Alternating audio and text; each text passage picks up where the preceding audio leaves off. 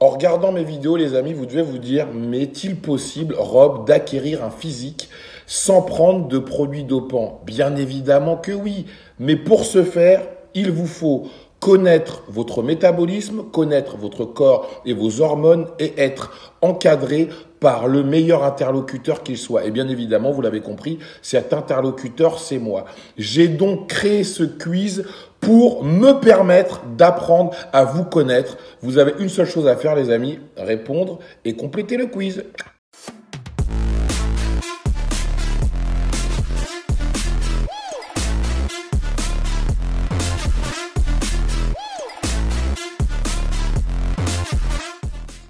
Vous l'aviez critiqué car dans une vidéo, il faisait la part belle au McDonald's, au cheat meal et surtout à la branlette parce que son métier c'est de se branler dans des soirées gays alors qu'il ne l'est pas. Et aujourd'hui, extraordinaire, maintenant il est devenu bodybuilder, il mange des brocolis, du blanc de poulet et il a comme objectif le Saint Graal, Olympia. Les amis, avant de rentrer en vif du sujet, vous avez deux choses à faire et ça, je serai intraitable. Vous abonner à la chaîne et bien évidemment mettre les notifications. Ceci étant dit, je vais faire mon intro légendaire qui plaît à certains et qui déplaît à tant d'autres. Les amis, si comme moi, quand vous rêvez le matin, vous avez la chance d'être de bonne humeur car vous avez le bien le plus précieux qui existe, je ne parle pas de l'amour, je ne parle pas de l'argent, je parle bien évidemment de la santé et que de surcroît, les personnes que vous aimez, et n'oublions pas celles que vous n'aimez pas, sont également en bonne santé, on peut le dire officiellement, aujourd'hui est un nouveau jour, today is a new... day. Comme dirait mon ami Thierry Taché, on va pas tortiller du cul pour chier droit, rentrant directement dans le vif du sujet, de branleur à bodybuilder. Comme on dit chez les alcooliques anonymes, tu as eu un moment de lucidité? Exactement, je dirais même plus que j'ai eu une vie qui s'est réveillée de lucidité. En fait, ce qui s'est passé, c'est que j'ai voulu essayer ce que tu m'avais dit, c'est-à-dire de manger correctement et de voir si ça allait maximiser mes gains ou non, tu vois. Donc j'ai commencé à faire la diète, ce qui est vraiment difficile quand tu pars d'un mec qui mange n'importe quoi du matin au soir. Donc j'ai fini par écouter les conseils de mes amis tels que Sean et d'autres. Donc là, j'ai vu par contre qu'il y avait un vrai changement. Et par la suite, je me suis dit, pourquoi pas accomplir quelque chose de grand, plus grand que moi, et donc c'est-à-dire la compétition. Ah, plus grand que toi, c'est un jeu de mots. Pas très difficile vu mes 1m65. Donc alors, dans la première vidéo qu'on a faite, t'étais en mode vraiment fuck la diète. Côté alimentation, j'en ai aucune. Je mange McDo H24. Ah oui, j'ai une diète de merde. Donc attends, ça veut dire que quand tu prends des stéroïdes, que le fait de prendre des stéroïdes, t'entraîner dur, tu peux manger ce que tu veux, t'arrives à prendre ce que, bon, t'es quand même sec, t'arrives à prendre du muscle sec. Totalement. Et avant ton interview, j'ai mangé un paquet de bonbons aussi. Et t'avais un physique meilleur que des personnes qui, eux, sont sérieux dans la diète. Et beaucoup de personnes dans le monde du bodybuilding amateur français m'ont dit oui, tu valorises le fait qu'il fait des striptease, pour toi c'est mieux que de se mettre sur une scène de bodybuilding, et aujourd'hui maintenant, tu fais du bodybuilding, j'ai comme l'impression que tu as eu envie de fermer la gueule à des gens qui, eux, t'ont critiqué par rapport à ce que tu as eu dans cette première vidéo. C'est exactement ça en fait. Je voulais démontrer que c'était pas impossible de faire des compétitions et que c'est pas parce que tu fais de la compétition qu'il faut qu'on te mette sur un piédestal. C'est à la portée de n'importe qui, à condition de s'entraîner avec rigueur et de faire ce qu'il faut. Donc voilà, je voulais montrer qu'en fait je pouvais allier mon métier de la nuit, c'est-à-dire stripper, je le fais toujours, et athlète amateur. Car voilà, quand on fait des compétitions amateurs, on peut se dire athlète amateur. Pour ceux qui ne savent pas ce qu'est stripper, tu peux nous rappeler qu'est-ce que c'est ? En gros, je suis rémunéré dans de grandes soirées gays où il y a du monde, on me touche pas, pour être payé sur un podium, sortir mon sexe, en érection évidemment, c'est quand même le taf. Et je suis payé pour ça, pour danser avec. Donc pour montrer que je suis quand même en forme. Mais donc, bon, c'est une question que les gens se posent parce qu'ils sont curieux, mais comment on peut avoir une érection face à une population qui ne nous excite pas ? Alors pour les professionnels qui sont au courant, on met un coquerine. C'est-à-dire que tu es dans ta loge, tu mets un film de cul, tu te branles, et quand tu es en érection, tu mets une capote et tu bloques le sang. C'est-à-dire qu'en fait, tu fais illusion. Ouais. Mais ça, les gens ne s'en rendent pas compte. Comme un acteur qui va faire illusion lors d'une scène. Ok. Bon, bah voilà, ça vous instruit les gars, hein. Ça vous savez, si vous voulez faire illusion, mettez un coquering et vous bandez, même si vous n'êtes pas excité. Donc alors, vu que tu es parti d'une diète où tu mangeais ce que tu voulais, même des bonbons, ce que tu voulais, à une diète qui est hyper stricte, donc ça a dû être un changement radical pour toi. Est-ce que ça a dû être très dur au début, non ? C'était un choc cataclysmique, je dirais. J'avais l'impression de recommencer tout début à la base. Et je pensais pas que c'était aussi difficile de tenir une diète. Déjà, faire ça 1 ou 2 jours, c'est quelque chose. Parce que je suis quand même quelqu'un qui absorbe énormément de sucre. J'avais un régime bien spécifique, c'est-à-dire du n'importe quoi. Matin, midi, soir, fast-food. Donc quand je suis passé à la diète, ça a été vraiment dur mentalement et j'ai ressenti aussi physiquement. Et ça s'est vu aussi un peu sur mon humeur. Et donc alors, est-ce que tu peux nous dire par où tu as commencé? Tu t'es mis à faire donc une prise de masse classique avec des carbs à tous les repas, 5 ou 6 repas dans la journée, tu as pris des compléments. Comment tu as planifié une diète clean, entre guillemets? Alors, j'ai commencé en fait en visant une compétition bien spécifique, Olympia Amateur en Espagne, une des plus prestigieuses compétitions amateurs dans le bodybuilding. Du coup, j'avais un échéancier et à ce moment-là, j'étais ami avec une personne dont je ne citerai pas le nom, qui s'est occupée de ma prise de masse. Donc, il y a eu pas mal de glucides, il y avait de la viande à tous les repas évidemment.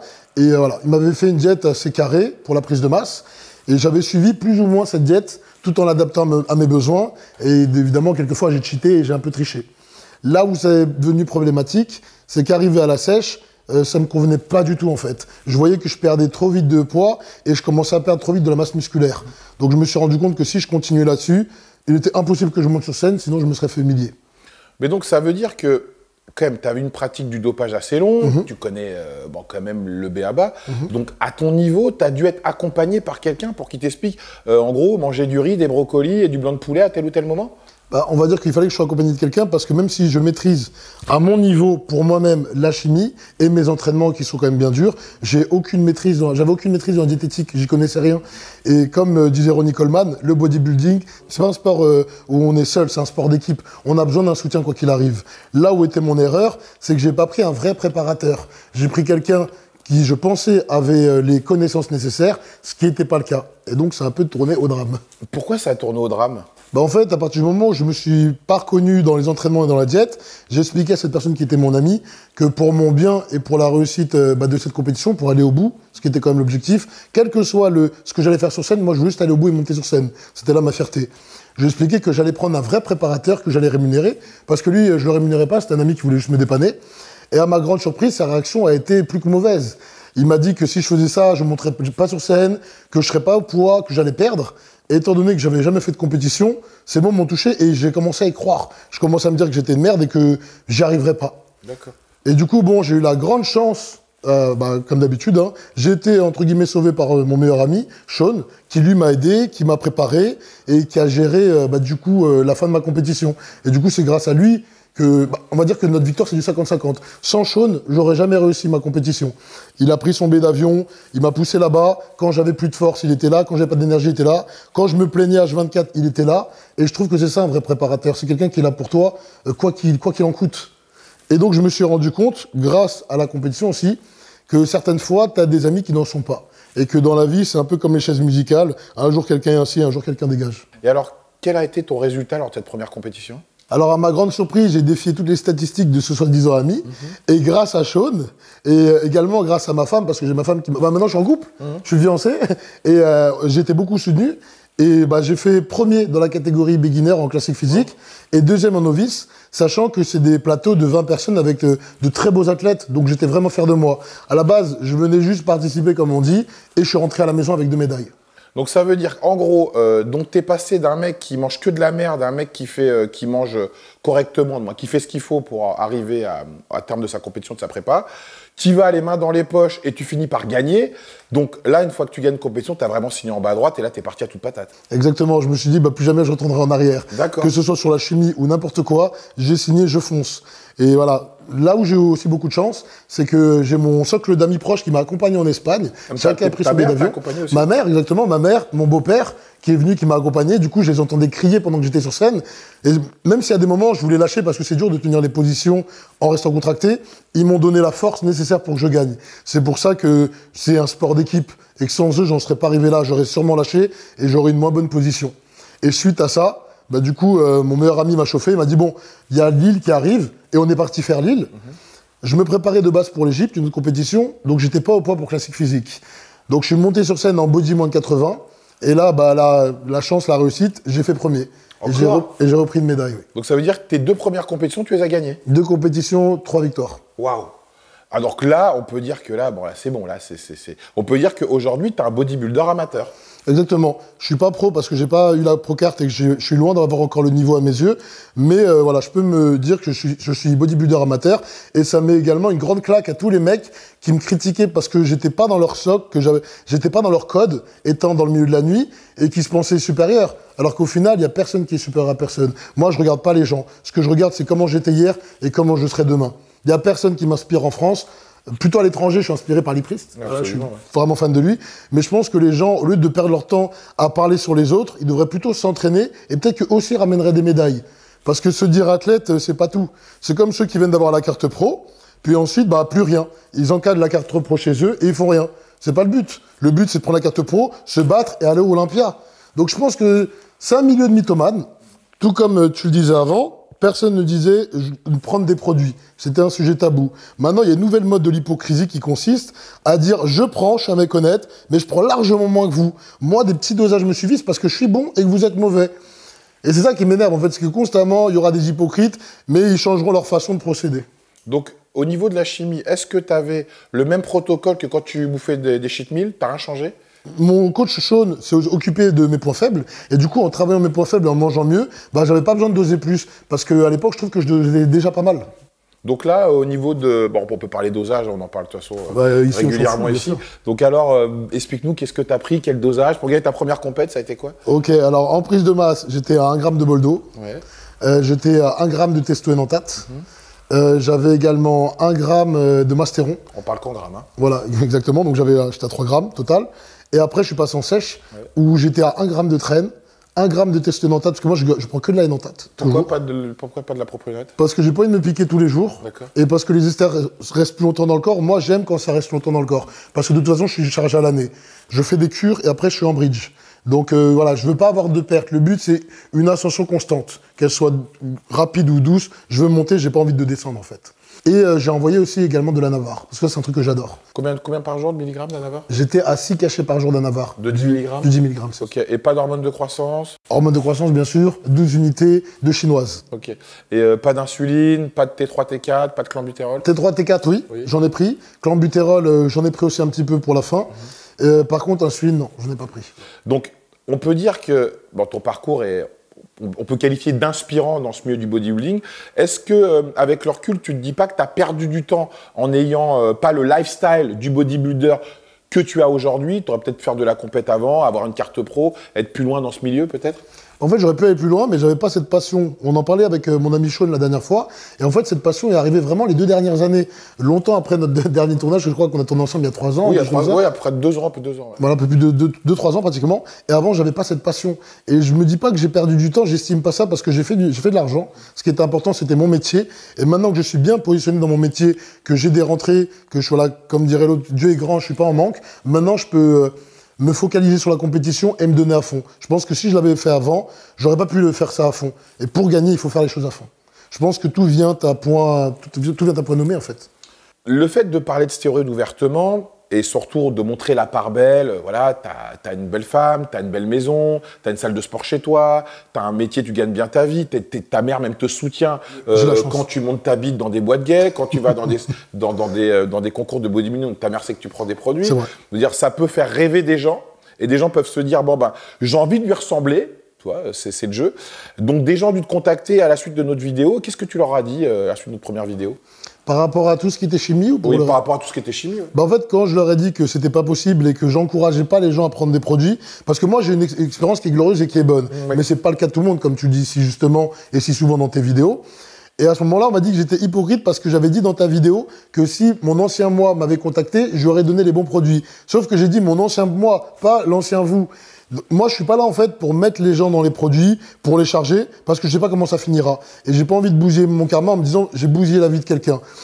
On n'est pas tous égaux, quel que soit le sport qu'on fait, le métier qu'on fait ou autre, la vie est pleine d'injustices. Donc moi, ça a marché, je touche du bois, j'espère que ça marchera encore, mais ça peut ne pas fonctionner pour quelqu'un. Donc, il est évident que j'ai de personnes à charger, que je donnerai aucun conseil à ce niveau-là. Par contre, si le conseil, c'est pour rentrer dans le milieu de la nuit, oui, j'ai fait rentrer des personnes qui avaient fait un peu de musculation, qui avaient un bon physique, dans le milieu de la nuit, parce que je pars du principe que on doit tous manger, que voilà, si je peux faire rentrer des gens, il n'y a pas de souci et qu'il n'y a pas de concurrence. Donc si on me contacte pour travailler, avec plaisir, mais si on me contacte pour avoir des produits, je suis pas fournisseur, je vends pas. C'est pas mon truc. Mais pour toi, le monde du bodybuilding, c'est de la branlette comparé. Je veux dire, quand on est capable de se branler devant des mecs qui nous excitent pas pour de l'argent, monter sur une scène de bodybuilding, le corps huilé avec un slip, c'est gnognotte quoi. Toi, t'es hyper à l'aise. Je me suis rendu compte que c'est totalement différent en fait, parce que j'ai l'habitude de passer devant 2 000 3 000 personnes, voire 10 000 et de danser devant eux, mais j'ai pas l'habitude en fait de monter et d'être jugé par rapport au physique que j'ai donné durant mes entraînements et jugé par d'autres personnes. Et je me suis rendu compte en gagnant mes médailles que c'était une sensation de plaisir que j'avais jamais connue avant en fait. Et il faut faire de la compétition pour le comprendre. Tous les gens qui ont fait de la compétition et qui nous regardent savent de quoi je parle. T'as une sensation de fierté immense parce que t'es pas sur scène parce que tu montes ta bite, même si je suis fier de ma bite, mais t'es fier parce que t'as donné un travail énorme, que t'as été confronté à des gens qui sont bons et que t'as gagné. Et j'étais encore plus fier parce que il y avait ma femme, mon meilleur ami, ma mère, il y avait d'autres amis comme Steven et plein que je peux pas citer, mais qui se reconnaîtront. Donc je dirais que c'est une fierté différente et que c'est un stress qui est aussi différent. Parce que comparé à la nuit, où quand j'ai fini de montrer ma bite et que j'étais célibataire, j'avais baisé à gauche et à droite, où je tapais des paquets de bonbons, là, pendant la préparation, t'es tous les jours avec toi-même. T'as faim du matin au soir, t'es fatigué, t'es exécrable, tu t'énerves pour un oui, pour un non. Et jusqu'à la fin, t'as l'impression tu sais quoi, tu te réduis pas mal et tu dis, je vais pas y arriver, c'est trop dur pour moi. Tu perds un peu confiance en toi. Et c'est là que c'est important d'avoir un bon cercle d'amis et d'avoir ta famille. Donc je dirais que c'est totalement différent, mais qu'en ayant fait de la compétition, j'ai d'autant plus de respect pour ceux qui l'ont fait. Parce que je me suis rendu compte de la difficulté. Et je pensais pas que ce serait aussi dur. Je le dis honnêtement devant la caméra, j'ai eu beaucoup de mal à tenir mes préparations et à tenir ma diète. Et quel était le regard porté sur toi par les autres athlètes français? Parce que tout le monde se connaît sur les réseaux, de près ou de loin, par le biais d'amis en commun. Est-ce que tu as été soutenu? Est-ce que les gens ont partagé ta victoire? Est-ce que tu t'es rendu compte que le bodybuilding français, c'était une famille où tout le monde s'auto-congratulait? En fait, j'ai remarqué que les gens qui avaient le plus de qualifications, qui étaient pros, ils ne donnaient pas la force, ils en avaient rien à foutre. Et je pense que c'est la plupart des gens qui t'ont contacté quand on a fait notre vidéo. Par contre, beaucoup d'athlètes amateurs, comme Mistati, comme Mika, comme Hulk, que tu as pris, Hulk, comme beaucoup d'autres, comme Ali de la Team NFC, beaucoup m'ont donné la force en fait. Et ce qui est cool, c'est que par exemple, Ali, il y a plein de trucs que je savais pas, je voulais peut-être pas déranger Sean, et lui, il avait des connaissances que Sean n'avait pas, et pendant ma prépa, il m'a aidé. Donc en fait, ce que j'ai aimé, c'est que malgré qu'il y ait beaucoup de fils de pute qui ont parlé sur moi, parce que je faisais pas le même métier qu'eux et que je suis pas dans leur code, beaucoup d'athlètes, comme aussi Nico, m'ont donné la force et m'ont soutenu. Par contre, ce que j'ai remarqué aussi, c'est que comparé à l'Espagne, c'est pas du tout la même chose. Par rapport à quoi? Quand j'ai gagné en Espagne et qu'on était dans les loges avec Sean, ils étaient tous contents pour moi. C'est-à-dire que même les 20 personnes que j'ai battues étaient contents pour moi. Ils faisaient pas la gueule, ils étaient pas médisants, il y avait pas de jalousie, et ça fait plaisir en fait dans ce cas-là, tu vois, parce qu'on partage notre joie tous ensemble. Et du coup, ça me donne vraiment envie de retourner en Espagne.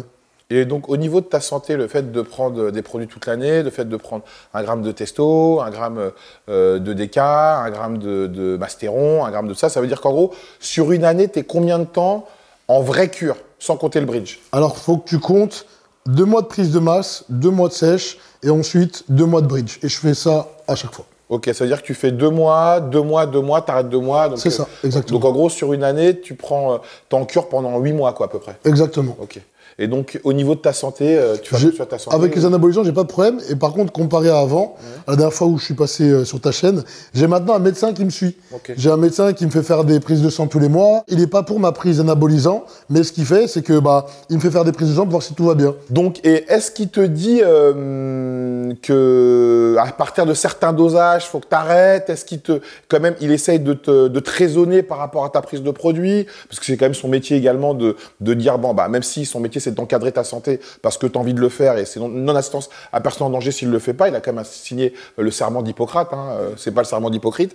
Donc, est-ce qu'à un moment, il te dit pas quand même, Amon, la voie que tu as prise, c'est un cul-de-sac, quoi? En fait, il me le dit pas parce que je lui parle pas de mes dosages. On parle pas de ça. La seule chose qu'il fait, c'est que je le vois en général tous les mois. Il me prescrit des prises de sang et il voit si mon foie va bien, mes reins vont bien, si tout va bien. En fait, je le mêle pas parce que je pars du principe que je veux pas le rentrer dedans et je veux pas qu'il ait certaines informations. Je pense que ça, c'est personnel. C'est que pour moi, que ce soit mon coach ou d'autres, personne n'est au courant de ce que je m'envoie.